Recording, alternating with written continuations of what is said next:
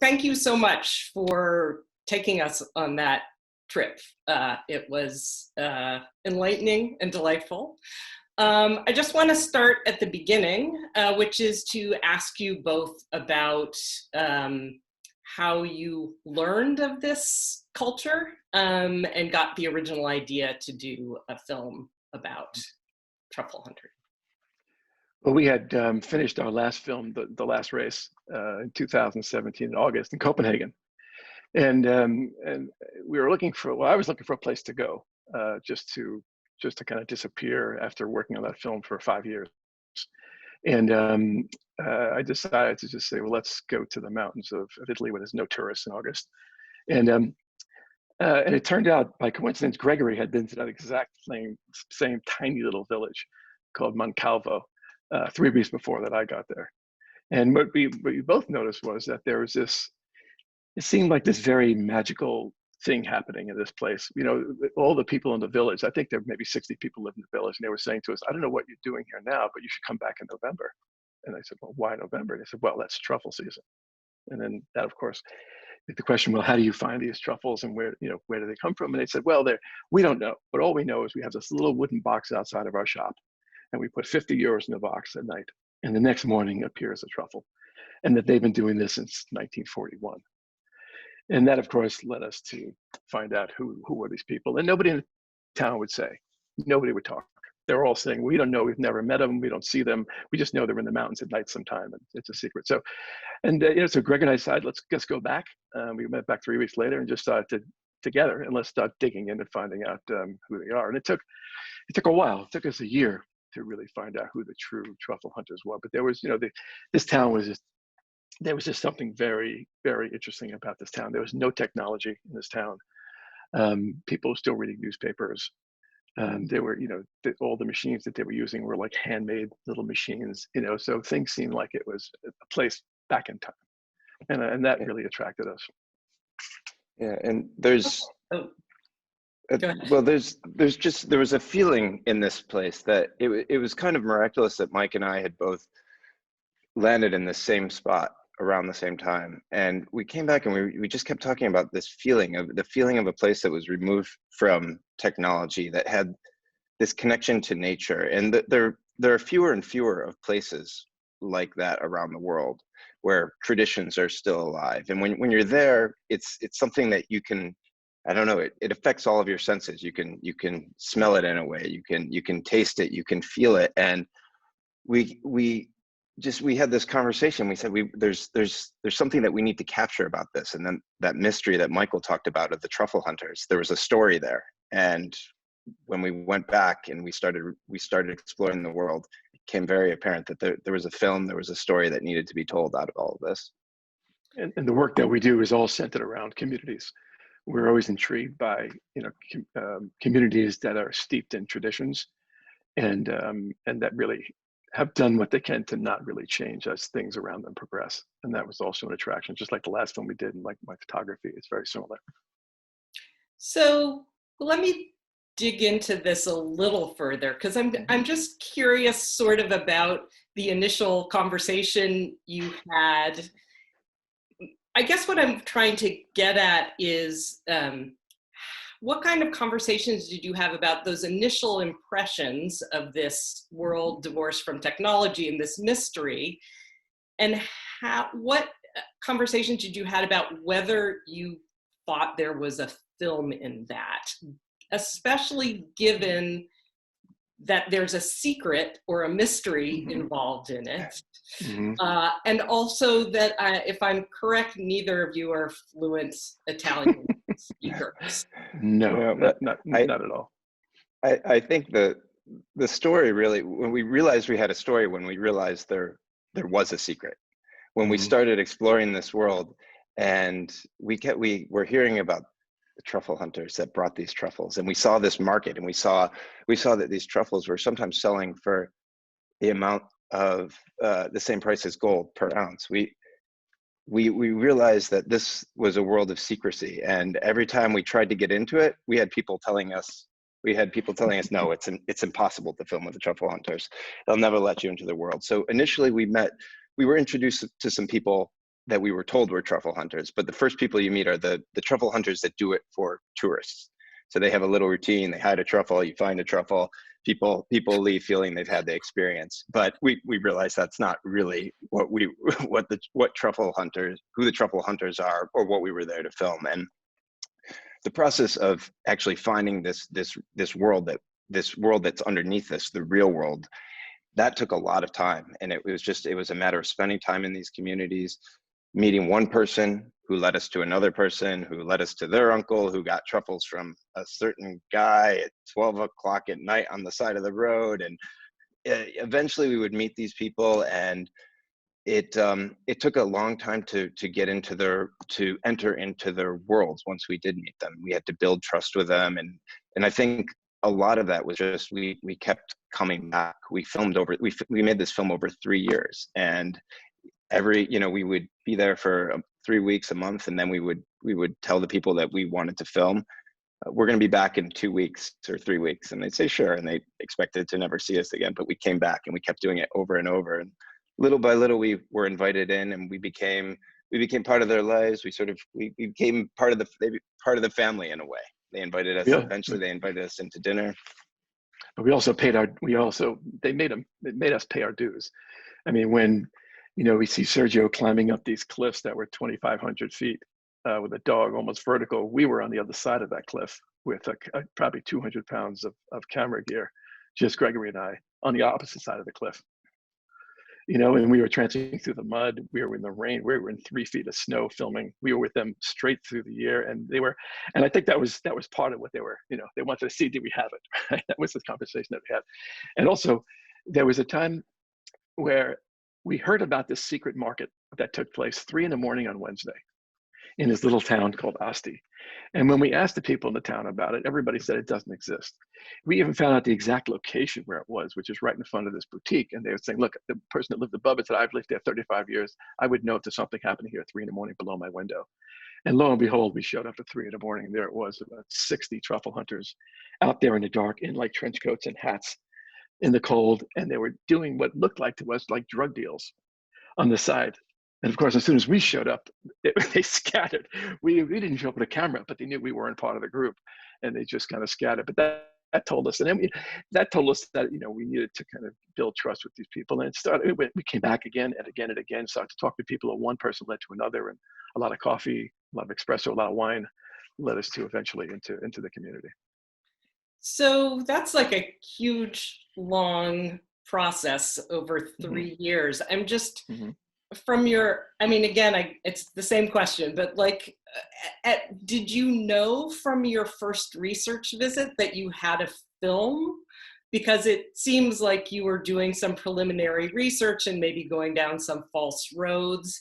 And then I guess my question was, like, did you start filming while you were still exploring? Were you filming on all the subsequent trips when you went back?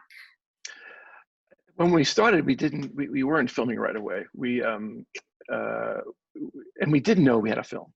We knew there was a story here, and we knew there was potential for film. We also knew we had to take our time, and it was going to take us. First we thought a month, and a month turned into 3 months, then 6 months, then it turned into a year. And I think the breakthrough came when a truffle hunter invited us into their house for the first time, and that was to us a breakthrough. We went out at. God, imagine these people are in their 80s and they're going out 20 miles a night, walking in the dark with no lights on these cliffs. And we were with him. And then, we got out of the woods at sunrise. He invites us over to his house, cracks open 2 eggs from his chickens, and then shaves the truffles that we just got and welcomed into his life. And I think that was the point where we knew we were in. And it also, word spreads really quickly in these villages. It's a very small strip of land where you find white truffles. It's not a very big forest.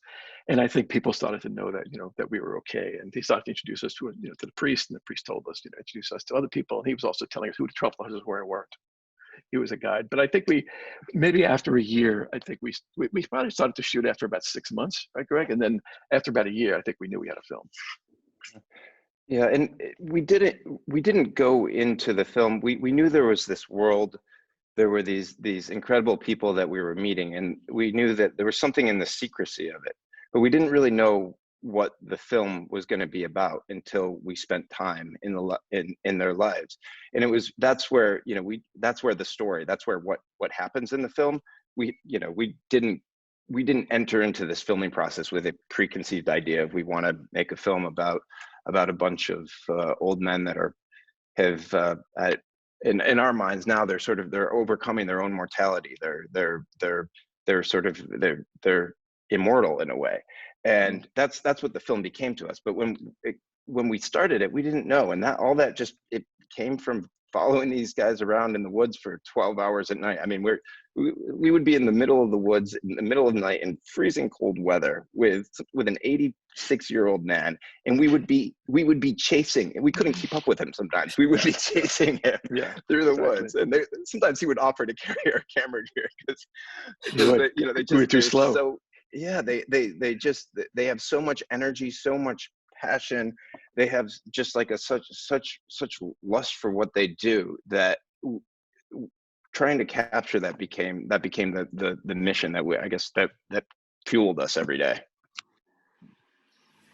I want to take a step back for a second and just ask you, your co-directors, and that can mean a lot of different things to a lot of different film teams. So I'd love for you to talk a little bit about how you work together. Mm-hmm. And then, as a subset of that, I know on The Last Race you worked together, but your credits were slightly different, with Gregory basically having every credit except director, meaning producer, writer, cinematographer. So can you talk a little bit about how you work together?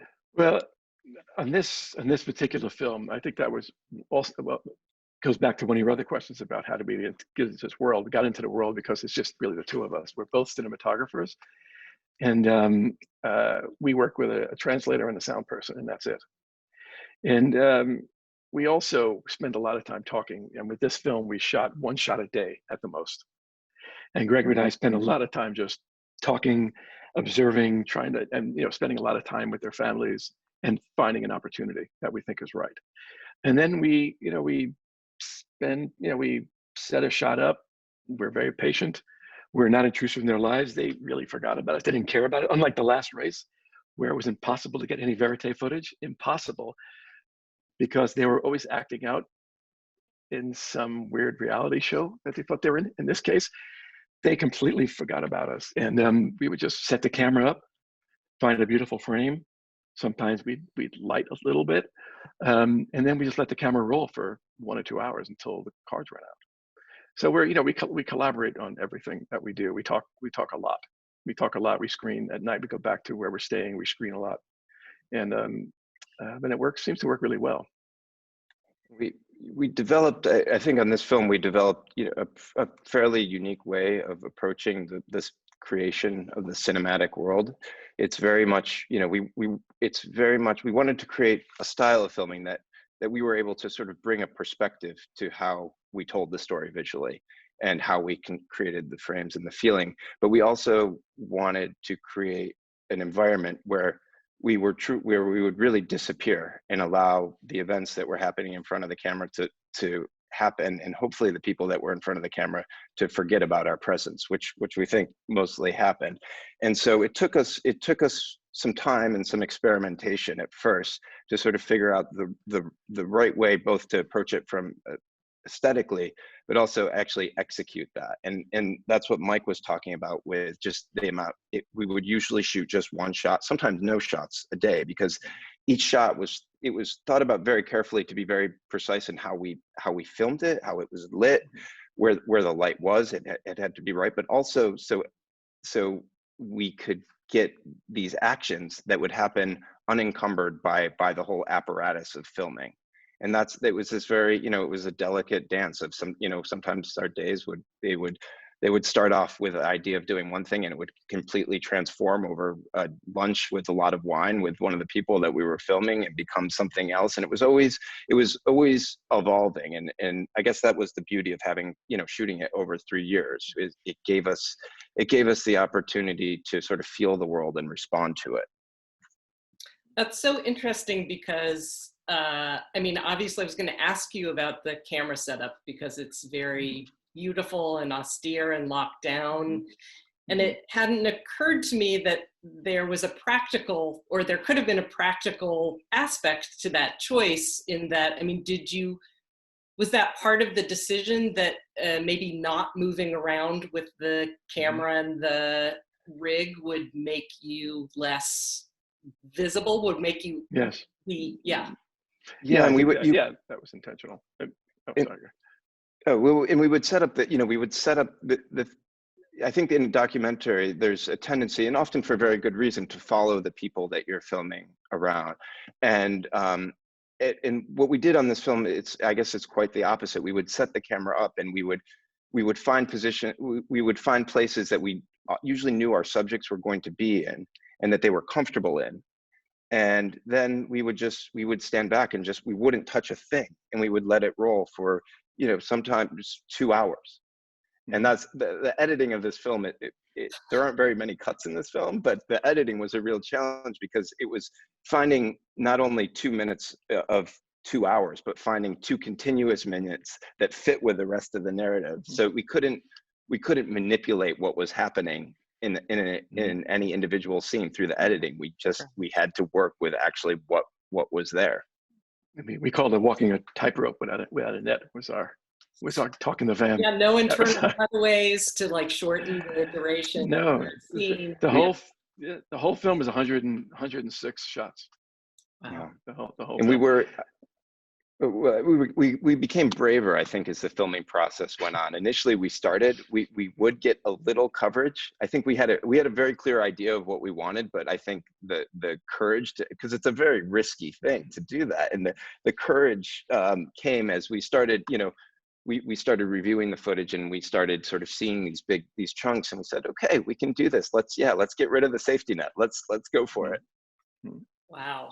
So I do want to talk about the dogs because they're such a huge part of this movie. And I guess the first question was, again, like, did you realize how important the dogs were to this process and what a big role they would play in the film?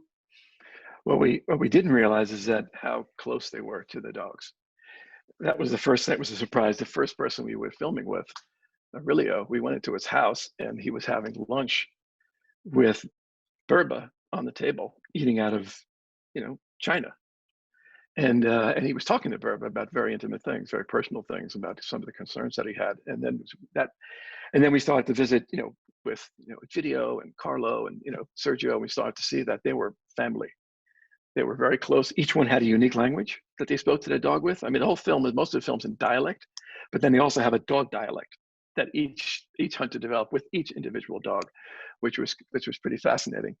And that they work as a team. The dog wants to find a truffle as much as the truffle hunter does. It's a game. And if the dog doesn't find a truffle hunter, it doesn't find a truffle, it feels it's disappointed his partner. And that's kind of part of this beautiful relationship that we see. And that's where the idea about putting a camera on the dog's head came from. That happened, by the way, was crafted by a cobbler in the village we were living in. Oh, wow. A little cobbler. We couldn't figure out how to get this rig to work. And we went to a cobbler who makes shoes, repairs shoes and makes shoes.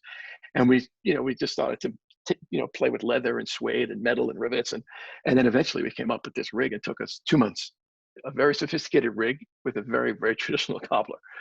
But that was a way to bring the audience into how a dog works, how a dog feels, how excited a dog gets when he's out, playing and looking, and how the game kind of feels.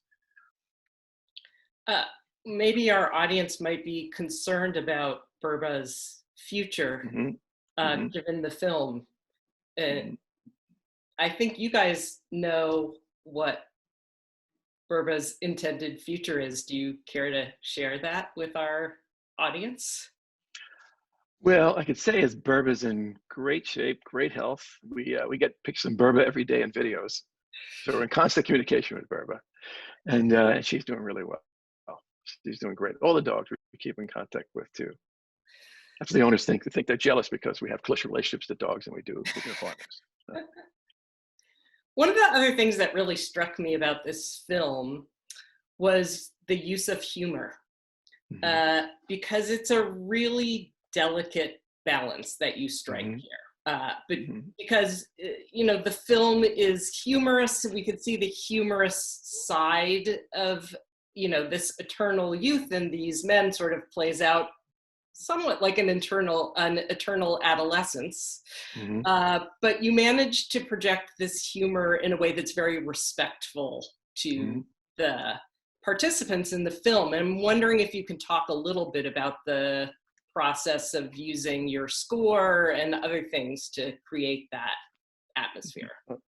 I think the humor, you know, I guess it goes back to the world kind of told us what the film was going to be. We in no way set out to make a film that had you know, was a comedy, but these men just had they were so funny. Their lives were so rich. They enjoyed themselves so much that we got pulled into it as a filmmaker. So the act of filming, while it was, you know, often very arduous, and we were in the woods and we were often up to our knees in mud or snow or something, we were always having a great time because the joy that they had in their lives was really infectious. So Aurelio, for example, I mean, we would go out to lunch with him, and by the end of the meal, he would have the whole restaurant around him, and he would be telling stories, and everybody would be laughing, and you couldn't have a meal without a bottle of wine on the table there. That was sort of one of the rules for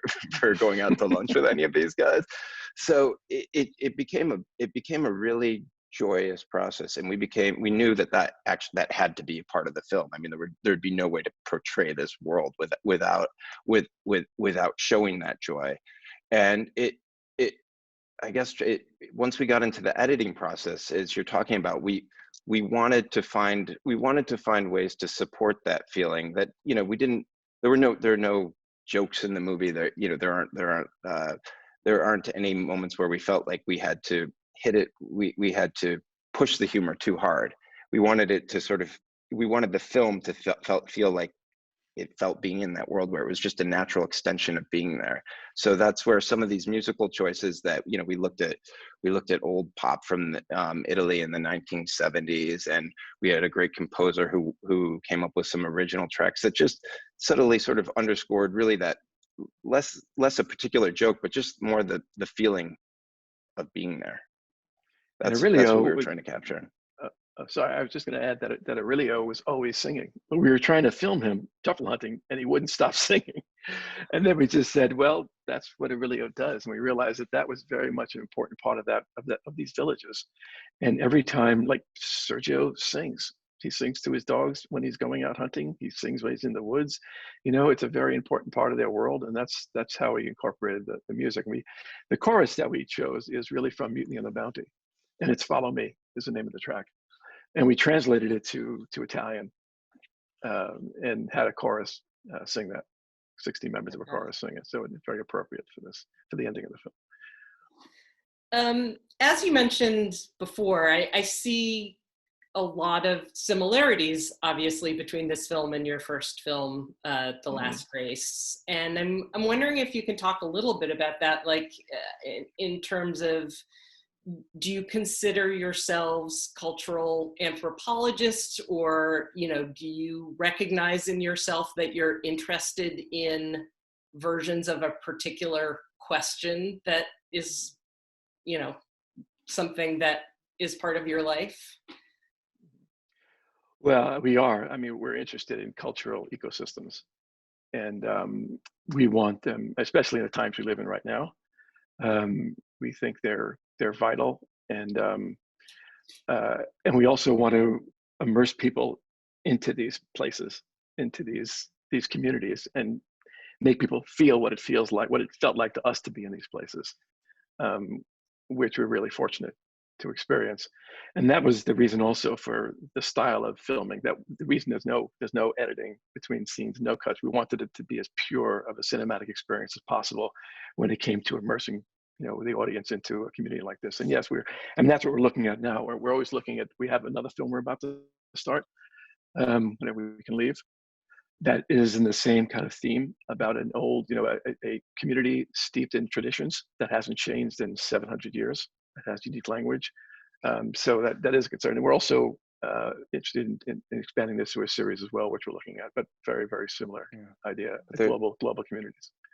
I mean, it feels like there's an urgency to telling these stories now, because it's very clear that the world is changing so quickly in so many ways. You know, climate change and cultural transformation and technology. I mean, it's sweeping through the world so rapidly. So there are still these pockets where people have maintained some connection to the natural world. They've maintained some connection to tradition, but they're disappearing, and the ones that are going to stay, it feels like they're changing. Like with truffle hunting, it's going to continue. It as long as there are truffles, they're so valuable that it will continue to go on. There will be people out in those woods looking for truffles. But this generation that we filmed, I don't know if there's ever going to be a generation that does it the same way, that has the same connection to the natural world, that just goes outside without a cell phone in their pocket. I mean, that changes everything for them. And when they go home, they don't have the television on. And they definitely don't have the internet. So it's this desire to explore these places and see what they see what they have to share with the world, see what knowledge they have to share with the world, and it's not necessarily a specific thing that we need to, a specific way of doing something that we need to learn from them. It's the way of life that they have, the connections that they have. And as we keep saying, this feeling of joy that pervades their lives, like what can we take from that and bring into the future with us? Because we were interested, I wanted to add about just cultural preservation. In addition to that, we're very concerned, of course, about environmental issues. Although we don't handle it in a very heavy-handed way in this film, but there are obviously subtle hints, because they're farmers during the day, and they know a lot, and they would tell us things like the first year we went to observe their lives, they were saying to us there haven't been truffles because it hasn't rained in a year. And also, we would get phone calls in the middle of the night, and we'd get a call saying, "You better come down here now." It was like Sergio really upset, crying on the phone. "You have to come down now, bring the camera now." We go down and we get to this piece of land that had just been cleared with two people with chainsaws that had just taken an acre of property of 200-year-old oak trees. And you need an oak tree for a truffle. The truffle attaches itself to a root of an oak tree, an old oak tree. They just stripped the forest in 20 minutes and all the trees were gone. And that's how easy it is in that region.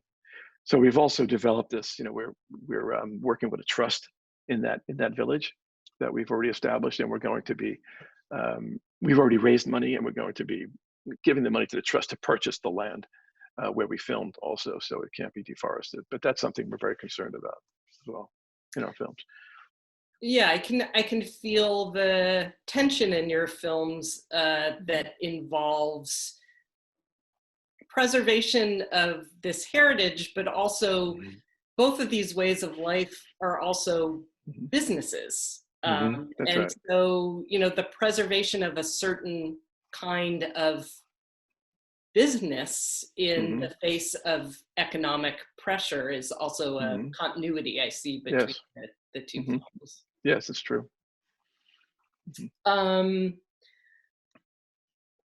So I think those are most of the, again, I could go on for 2 hours and ask you details, but those are, the film is so lovely, I'd rather just stick with that mood of being taken away to this special place. So I want to thank you both so much for sharing the film with us and for being here to share some additional thoughts. Is there anything else you want to say to the New York Film Festival audience? We wanted to thank you and also Eugene and Dennis, for choosing this film. It meant a lot to us to be part of the New York Film Festival, especially in our home territory. Although Greg can't be in his home territory, he's from New York as well. But we're really honored to be part of this slate. It meant a lot to us, and to share the film. Thank you.